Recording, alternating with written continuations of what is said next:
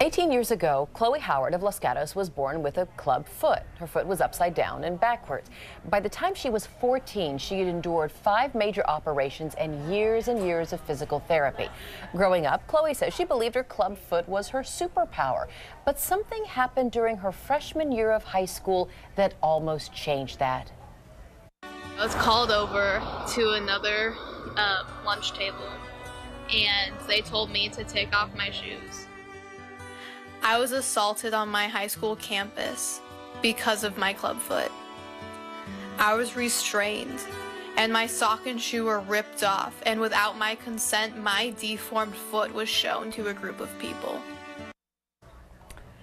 Well, it was this experience and then later a chance encounter with Bono from the band U2 that inspired Chloe to help other victims of bullying. And now Chloe is the author of Stand Beautiful, a story of brokenness, beauty, and embracing it all. We're lucky enough to have Chloe join us live here in studio. Good morning, and thank you for coming in. Good morning. Thank you so much for having me. I don't want to dwell on it because we heard you talk about it, but that November day, your freshman year, you walked away feeling what?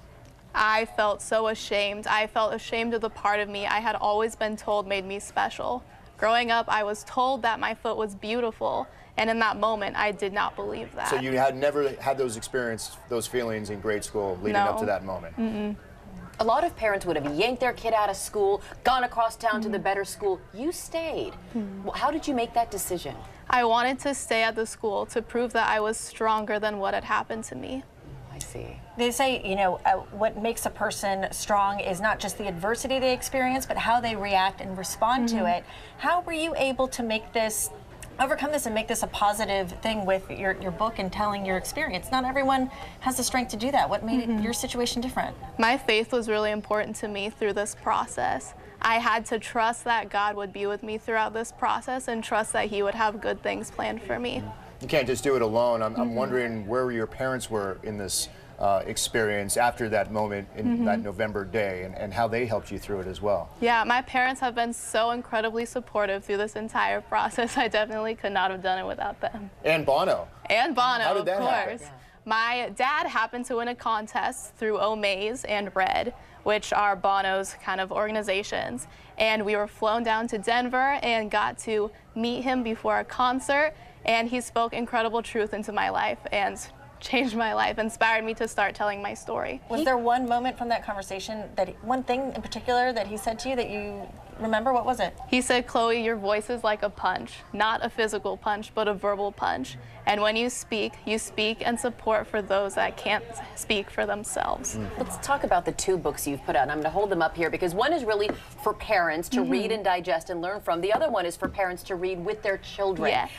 You know, the giraffe gets teased because of his long neck. They're going to find something. If it's not your foot, it's your long neck, it's your funny name. Exactly. That giraffe on the cover is actually based on a real-life giraffe who lived for a long time at the Santa Barbara Zoo. So, when you go out and you speak to students about this or adults about this, you walk away feeling what? Like this is meant to be? I do. I love speaking. The first time I ever spoke was when I gave my TED Talk back in 2016, and I felt like the strength that had been taken from me in my assault was given right back, only stronger. I felt like I was powerful, and I do believe that the Stand Beautiful message is one that needs to be shared with everyone. And that's something you are sprinkling throughout. I am, yes. Right. I had the opportunity to travel abroad this past summer. I went on an international speaking tour and shared a message of hope and love with patients who also have club feet. What advice would you give to parents who may be seeing that their children are experiencing something like this? What did your parents do specifically for you that helped pull you through the darkest moments? My parents really reminded me that I was not alone in what I was going through, that I never was alone, and that was really important to me. They also gave me the time I needed to heal. I mean, what do you say to the people out there who continue to bully?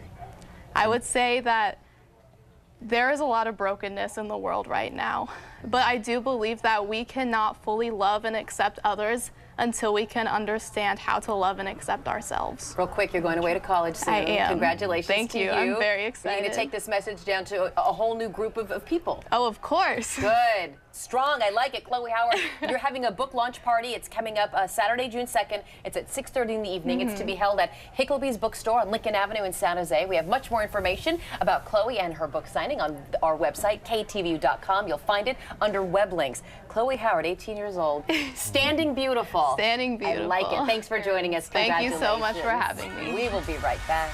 Very powerful, Chloe. Thanks you.